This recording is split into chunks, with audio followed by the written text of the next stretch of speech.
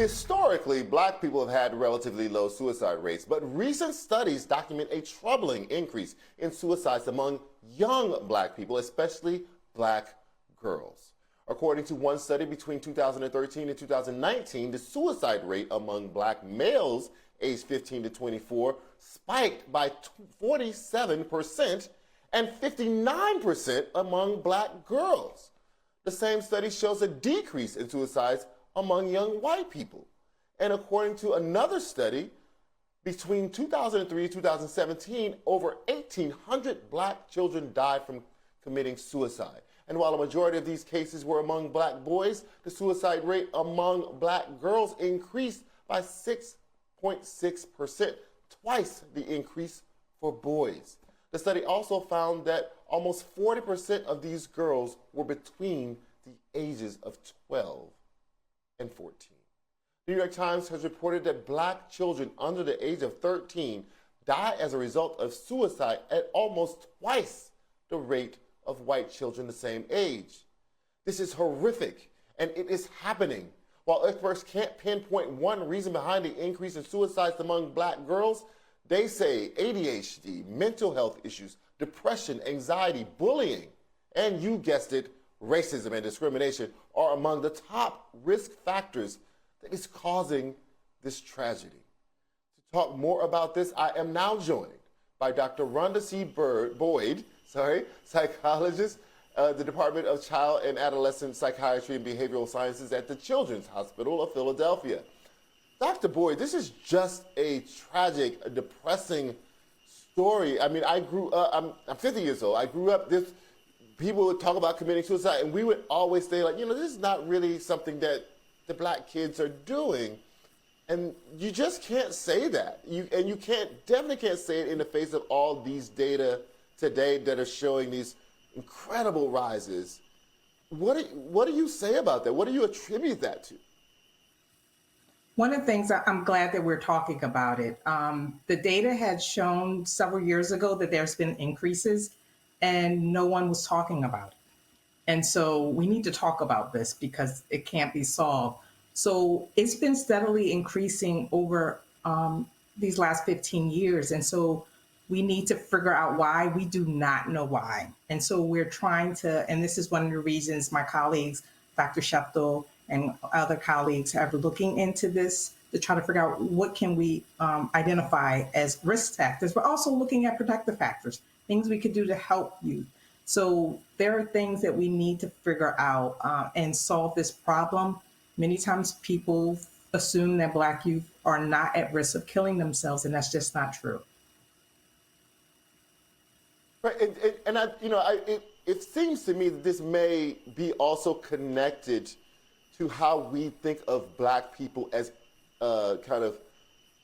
not capable of feeling pain in the same way that white people do. This goes throughout the healthcare field as it relates to Black people. It is part of the reason that Black women have such a hard time during childbirth and after childbirth, and the mortality rates are so high, is that people don't believe their pain. Is the same thing happening psychologically? Are we not identifying and seeing and believing the pain that these children are experiencing? Yes, I think that's a big key area.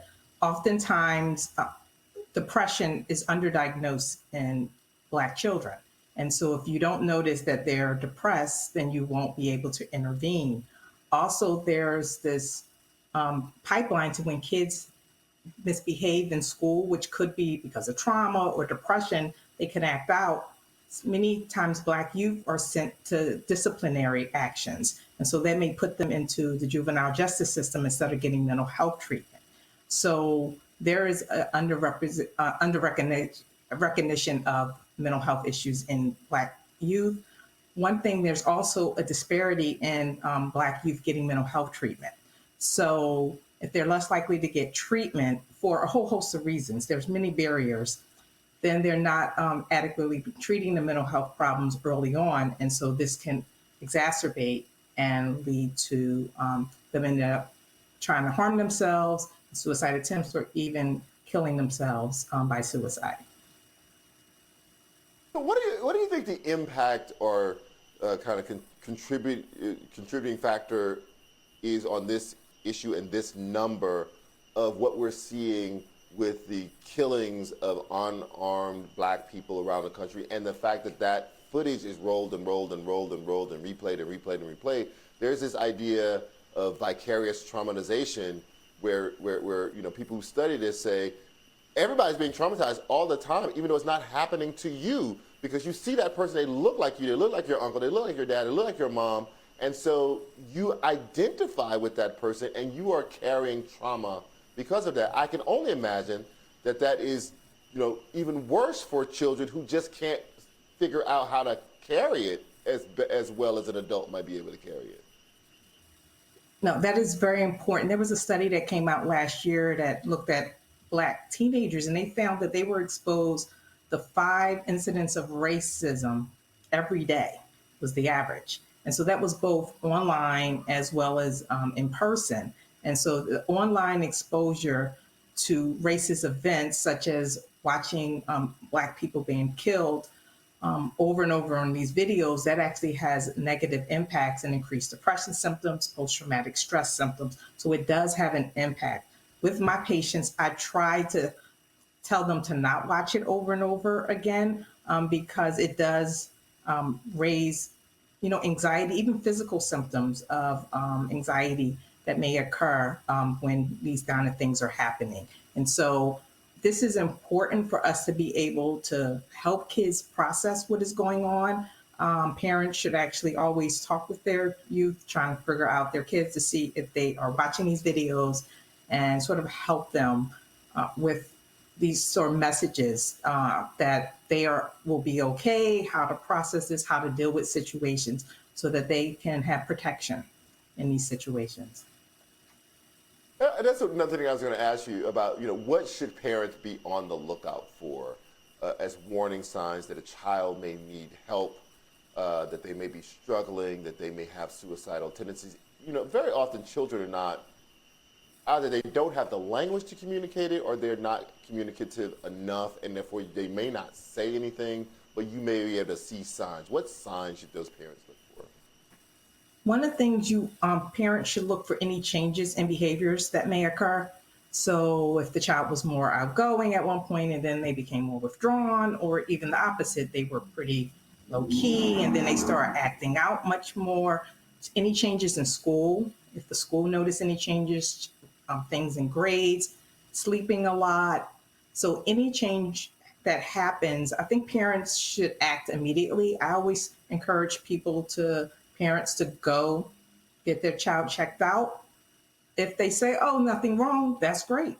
Part of the time is that people wait to see if they grow out of these behaviors, and they can get worse if mental health problems are left untreated for years. And kids' brains are developing, and so we want them to be at their best as they develop, and that their brains are allowed to fully develop at this time. Dr. Boyd, thank you so much for joining us tonight. It's a really important conversation and an incredible phenomenon. As you say, we have to start talking about it. Stop pretending that this is not a thing that Black kids do. It's a thing that children do, and our Black children are suffering because we don't acknowledge that they are suffering. Thank you so much for your time. I really appreciate it. Next up, we'll take a look at the effort. Oh, absolutely. Thank you. Next up, we'll take an effort at the efforts to sustain Black capitalism. You're watching Prime on BNC.